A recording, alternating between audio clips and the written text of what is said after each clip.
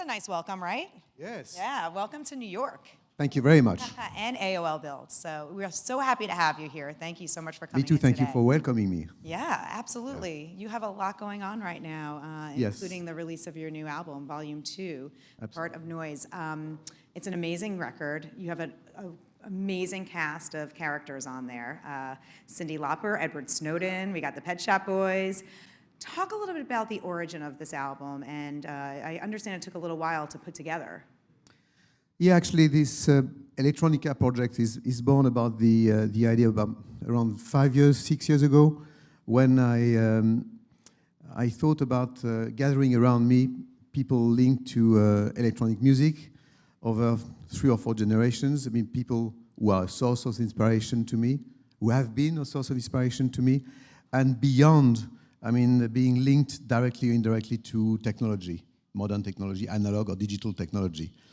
And actually, in days where we have so many featuring albums consisting of sending files through the net to people you will never meet or you will even never talk to, right. I really decided to travel physically and meet with people and spending some time in their studio or in my studio to share, in a sense, the creative process.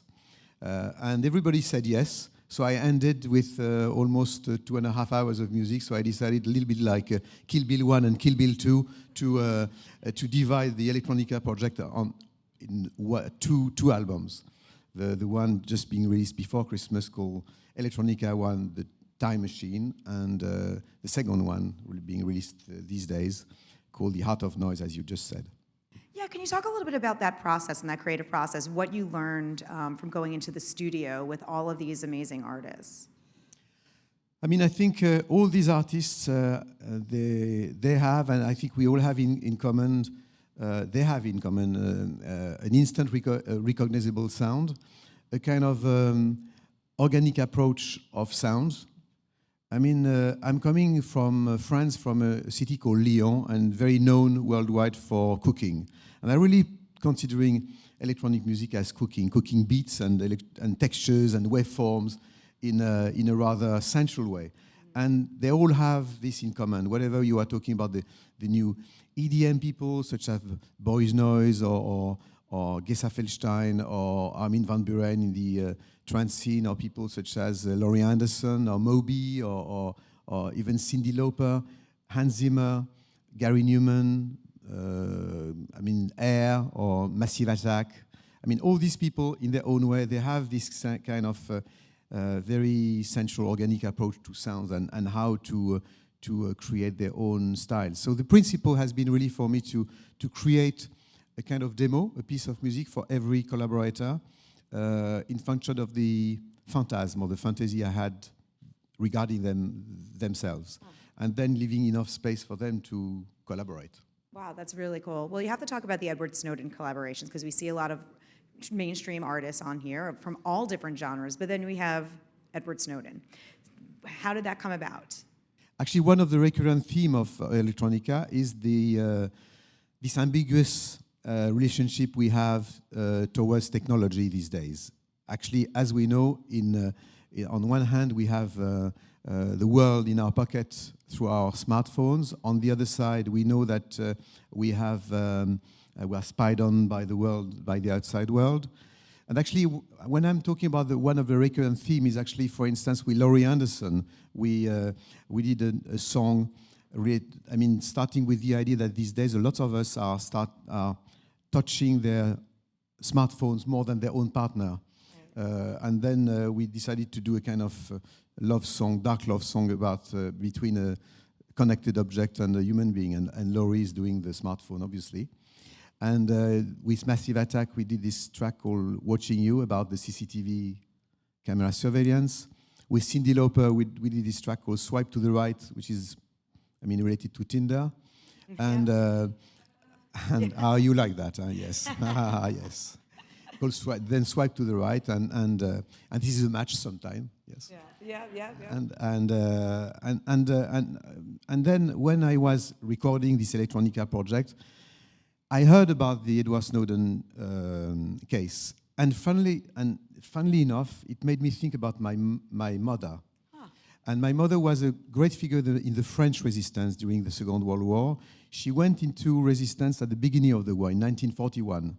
And she has, and in days where lots of people in my country were considering resistance as troublemakers, even from some of them as traitors. And I've been raised with this idea that when the power in place is generating ideas or actions which are negative or harming our community, I mean, some people should stand up against that.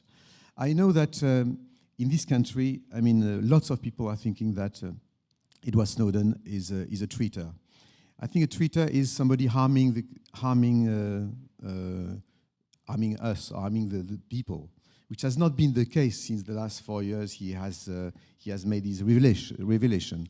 I think he did that more for the love and the sake of his country, like the French resistance did for my country. The same thing. And you know, I love America as an artist, and I have lots of respect for this country. And this country has been founded from an act of resistance, and it has been considered as an act of treason against the king of that time.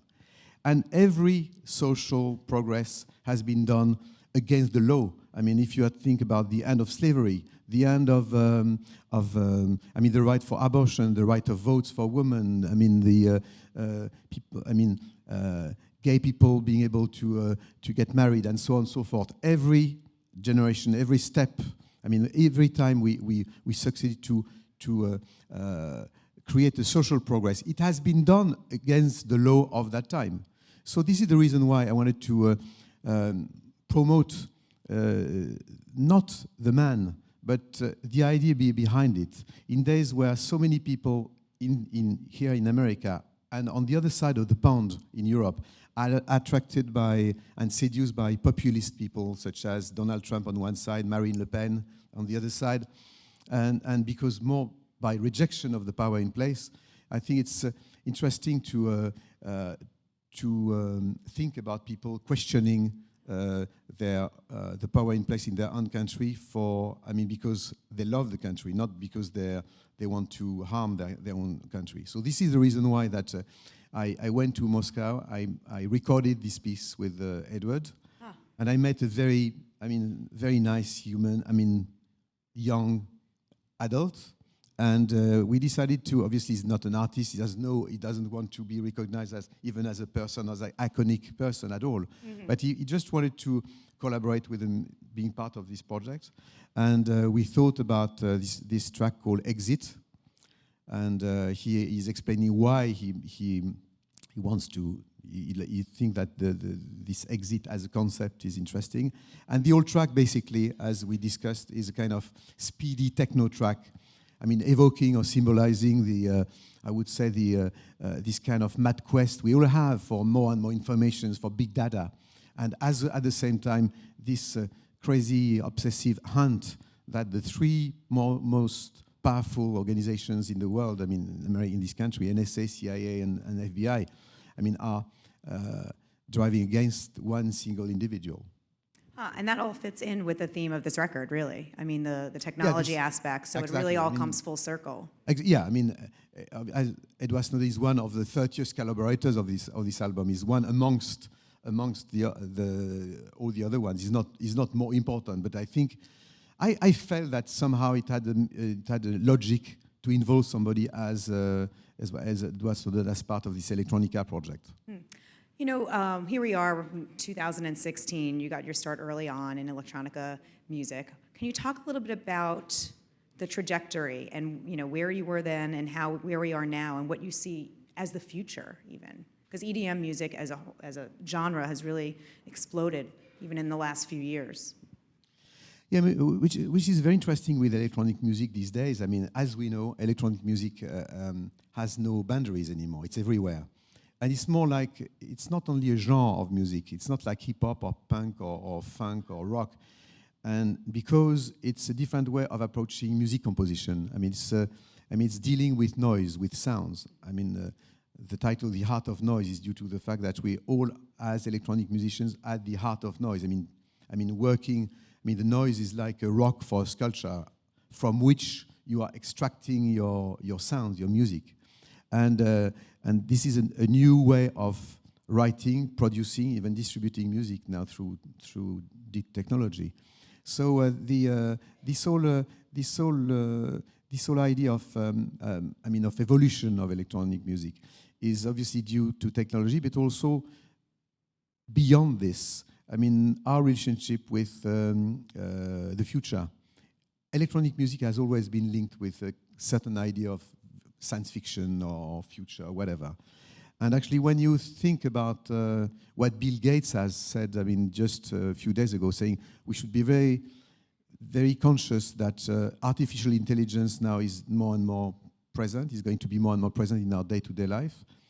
And one day, maybe the next Electronica project would not be about collaborations with artists, with human beings, but with machines, where we can maybe not having interfaces anymore, but just having an idea, and this idea could be instantly conveyed into notes and frequencies and music. It may well happen. We have no idea, which is great, as we know with the future, is because we have no idea about what's going to happen. This is the reason why the time machine, for me, is much more interesting as a tool to be, as a vehicle to be used for exploring the future than the past. I still love the fact that you actually went into the studio with these artists, because it's so easy nowadays to just send a track over digitally, because we're talking about the advancement of technology, but you actually really wanted to be in the studio and meet the artists that you were collaborating with, which is really great. So I love that. You've played before millions of people. You've broken records for your live performances. Can you talk a little bit about what that meant to you and what that was like for you at that time? Actually, I've always been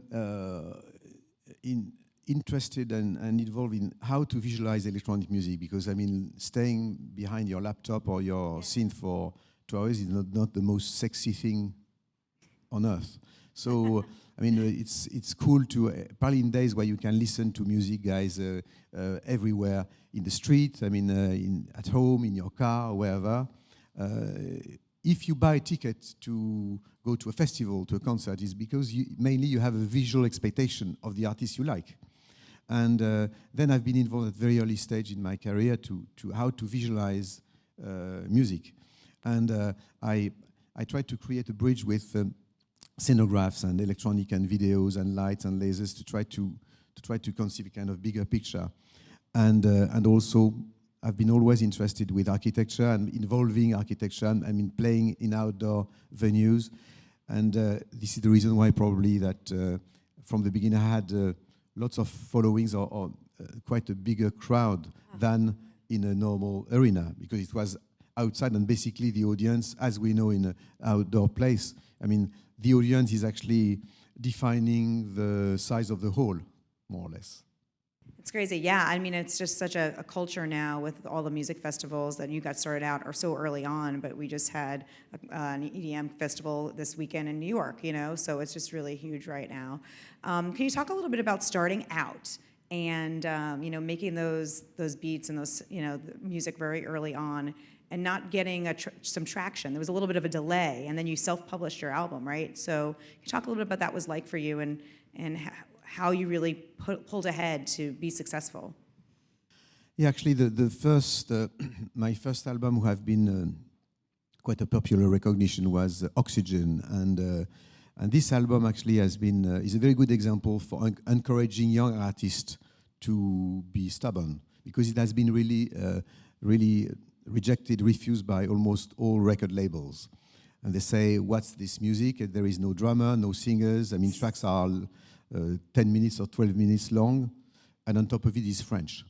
So, and then a small independent label in Europe, I mean, took it, and it became a kind of instant hit all over the world. But I think at the beginning it was, I remember that, the album was, starting with a kind of white noise, like this strange white noise, and some people buying the album were sending the album back to the factory because they thought that it had a technical problem. So it has been difficult. Then all that is behind, but it proves that the advice I could give to young artists is actually be yourself, and in days where, I mean, from the beginning of this conversation, probably you have 100 new softwares who have been released for doing music and making you believe that it's going to ease your life, which is not necessarily the case. And by sunset, there will be history.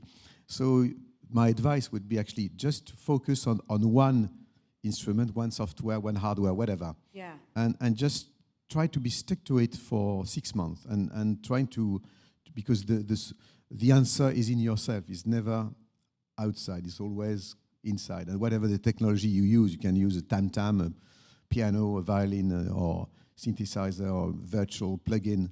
I mean, what makes your music interesting is actually yourself by the end of the day. Yeah, that's good advice all around. So, you've collaborated with a lot of artists on the last 2 records. Is there someone a dream collaborator that you would love to work with that you haven't yet? Oh, yes, I mean, the problem with this kind of project is, I mean, I've worked with 30 collaborators, and believe me, it's a long process, right? Yeah. But obviously, the immediate question is, okay, who could have been in this album? And actually, it could have been 3,000 more, because you have lots of people that I'm not admiring just 30 people, but actually these ones were for me a kind of priority, and the first I talked to, and then I had to stop at one stage. But obviously, I would be very happy to work with other people. And funnily enough, I've been involved recently in a project from the other side, because I can say that because he revealed it on the net. But Damon Albarn asked me to participate for the next Gorillaz album, and we worked on some demos in my studio in France, and we'll see how it goes. Which is great in this kind of project is you are collaborating, and I understand more now that I've worked with Damon recently. Yeah. The idea that actually to respect the project of somebody else, because all the 30 collaborators on Electronica, they all told me, man, it's your project, you have the final cut. Mm-hmm. And this is probably why the album is quite coherent, I hope, is because by the end of the way, it's my album, the album of one artist, having lots of visitors and passengers, but they're all like, it's very funny because I think we have a very new relationship with cultural content. In one way, on YouTube or on the net, you can actually zap. You are in zapping mode by just grabbing 2 minutes here, 3 minutes there from one song. But on the other side, you are able to not sleep during the whole weekend watching the old Game of Thrones or House of Cards or True Detective series. Yeah. So this Electronica project, actually, you can zap and dive into it, just taking one track of 3 minutes, and maybe it will give you the desire to explore other things. But also, I hope you can also listen to Electronica 1 and 2 like a kind of TV series with or a long movie, audio movie from A to Z. And I hope it will be the case. Oh, yeah. So do you think we'll be seeing this live? Are you going to go on the road this year? Actually, after all what I have not toured for quite a while, and obviously based on what you were saying about the previous concert involving lots of visuals, I mean there is a lots of expectation about my next tour, and I'm working at the moment on a total new type of scenography. It's kind of a 3D project without glasses, because I hate 3D with glasses. I think it's all give us headaches. To tell you the truth, I'm even ready to pay more in a theater to avoid the glasses and going back to 2Ds. But having said that, I mean this is quite a new type of 3D type of effects in the scenography, and I'm starting the world tour in next June in a very interesting one of the most influential electronic festival in the world called Sonar in Barcelona in Spain, and then in various festivals in Europe. Then arena tour, and hopefully going to the States early 2017. Awesome. Well, lots to look forward to. We can't wait for your performance here. So thank you so much. But before we fully wrap, I would love to get some questions from the crowd here. Absolutely. Thank you. Yeah, thank you. We're going to start with a question from an online viewer. So Jasmine would like to know, what made you choose to collaborate with the Pet Shop Boys? I mean, for me, the Pet Shop Boys are symbolizing this kind of mixture of the kind of cool club feel and this meeting between British pop and electronic music. And also, that's like a lot of the artists we were talking about, Edward Snowden. There is an activist side to the Pet Shop Boys. They did a lot for the gay community at the beginning. So all these reasons also they have. And we did this track called Brick England, and it's about also this all suburban architecture of Great Britain, so linked. I mean, these red bricks buildings, so linked to British music and its social context. And I must say that it's been a great honor and privilege to work with so great artists. I mean, they have an instant recognized voice, and Neil, particularly Neil Tennant vocals, is so, I mean, it's so special. It carries this kind of happiness, clubby feel, but at the same time, this kind of melancholia, and I love that. That's awesome. How's it going, man? Hi. So your career has spanned decades. What do you credit to your longevity? I don't know. I mean, I have no idea. I mean, being stubborn, probably. Hi, how are you? I was wondering, where do you get your inspiration from? Are you constantly inspired, or is this something that you kind of look for before you compose? It's a very interesting question. Where inspiration is coming from is even a never-ending question. And I think one of the answers could be all kind of random elements that you can record in your mind or in your heart. I mean, for instance, the moment we are sharing together today, and I don't know. I mean, yesterday I was in Europe, and the rain against the window, and a bit of a movie you've seen or something on YouTube you've been attracted by. I mean, all these random elements in 1 week may give birth to a good idea or to a disaster. It depends. Hi, Jean-Michel. Hi. When you're sitting in front of the computer and working on your music, do you ever experience any like creative blocks or any have trouble working, or do you find like inspiration anywhere else to keep yourself going? Oh yes, absolutely. I mean, I think that the creative process is 95% headaches. And 5% of dreams, and we are all looking for this magical instant of dream, and this makes you very humble, because actually you can work on 3 weeks on a track, and it doesn't go anywhere, and suddenly by chance, suddenly you think that something happens, and it's like not being esoteric or whatever, but it's like if you in those moments you are like a filter coming from somewhere, and just something that suddenly gives something coherent or has a meaning. It's very strange. I mean, but at the same time, I think that music, I'm not doing music to try to get, and I think people in general are not doing music for fame or for money, and most of them are for even happiness, but it's an addiction. Because you do this because you can't do anything else. And in the middle of this electronic process for the Electronica project for 5 years, I said, but I would have spent most of my life in studios in front of computers and screens, and I could have done something else. I mean, I don't know, astrophysics, or going to fishing, or to clubs, or doing nothing, or sleeping, or whatever, eating, drinking. And then you can eat and drink as also in a recording studio anyway, as we know. But I did that because I'm doing this because I still have this kind of intact innocence and excitement about a new toy. Actually, all these guys, and girls in this Electronica project, I really just met naughty boys and naughty girls being passionate by their new toys and geeks and actually, as we know, with time, we are playing with toys like we were when we were kids, but just toys are becoming bigger. Well, we're glad you're addicted to music. Thank you so much for all your questions. Thank you so much for your time today. One more round of applause. Yeah. Thank you. Thank you. Thank you very much.